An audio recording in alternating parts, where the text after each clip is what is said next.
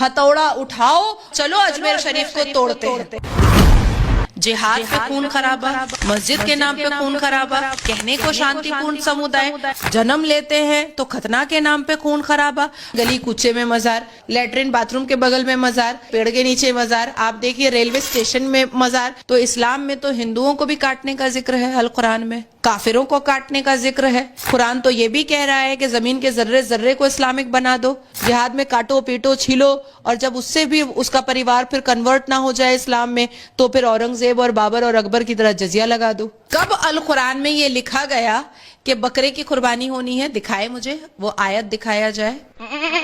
बकरे का ईद है, और अगर बकरे का ईद है तो उसको अच्छे कपड़े पहनाओ, उसको नहलाओ धुलाओ, उसको जलेबी खिला करके तुम उसका कबाब काहे बनाते हो काट करके? जब बकरे की ईद है तो बकरे के लिए शॉपिंग करो, जैसे ईद उल फित्र में तुम अपने लिए शॉपिंग करते हो।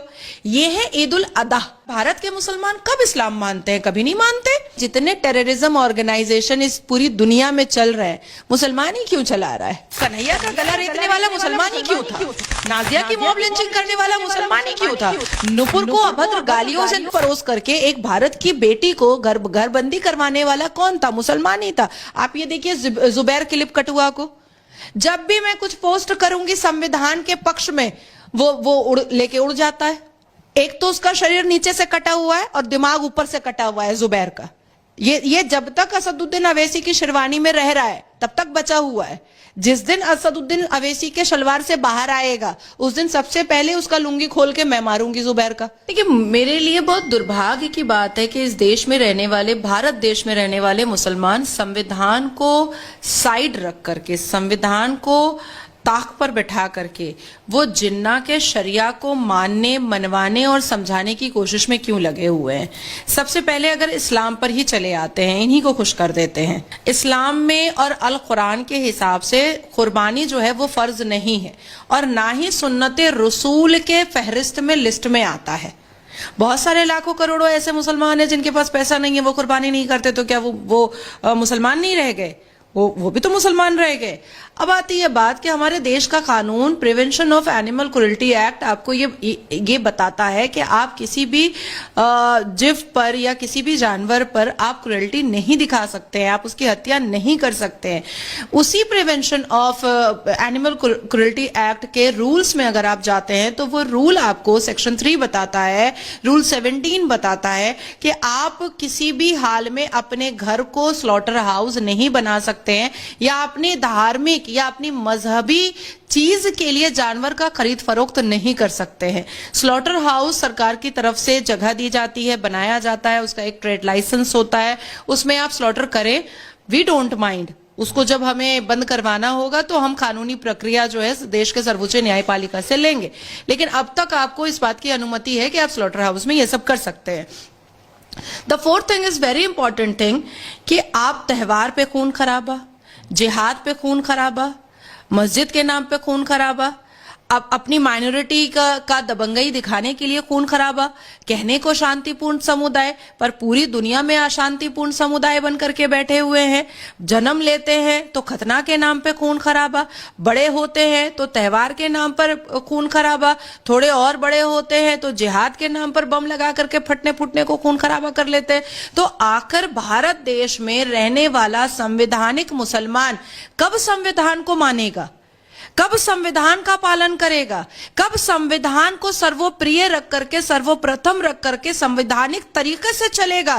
क्या संविधान में जो आर्टिकल 13 चैप्टर 3 से लेकर के आर्टिकल 28 का जो सारे मुसलमान और मुस्लिम मजहब के ठेकेदार जो गाना गाते हैं, जो तस्बीह दाना पढ़ते हैं कि हमें फ्रीडम ऑफ रिलीजन है, तो फ्रीडम ऑफ रिलीजन के नाम पर आपको कब यह अनुमति दे दी गई कि आप गुस्ताख रसूल की सजा सरतन से जुदा, कन्हैया का गला?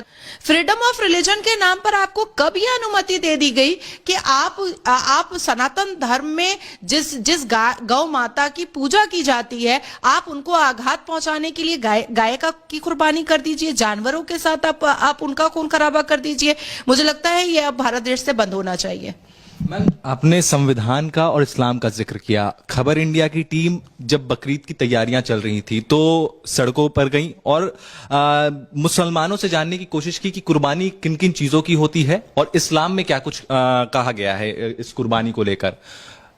लोग ये मानते हैं कि अगर बकरीद त्योहार का नाम है तो बकरे की कुर्बानी होगी। स्वाभाविक सी बात है, लोग अंदाजा यही लगा सकते हैं। लेकिन लोगों का कहना है, इसी को लेकर यूपी सरकार की एडवाइजरी जारी हुई, गाइडलाइंस यूपी सरकार ने जारी किया कि रोड पर नमाज नहीं पढ़े जाने चाहिए, गाय, नीलगाय और ऊंट की कुर्बानी नहीं की जाएगी। तो इन सारे मसलों पर जब हम लोगों ने सवाल किया तो लोगों का कहना था कि नहीं, सारी चीजें ठीक है, रोड पर नमाज हम नहीं पढ़ेंगे, लेकिन जो इस्लाम के किताब में लिखा हुआ है वो कुर्बानी हम करके रहेंगे। उन्होंने नाम का जिक्र नहीं किया कि किस पशु का वो कुर्बानी देंगे, लेकिन उन्होंने कहा जो इस्लाम में लिखा हुआ है वही हम करेंगे, चाहे सरकार गाइडलाइंस कुछ भी जारी कर दे। देखिए, ये भी हमारा दुर्भाग्य है कि हमारे मुसलमान समाज के युवा बोलिए या बुजुर्ग बोलिए या लंबी लंबी दाढ़ी वाले बोलिए, वो उस भाषा में अल कुरान पढ़ते हैं जिस भाषा को वो समझते भी नहीं है।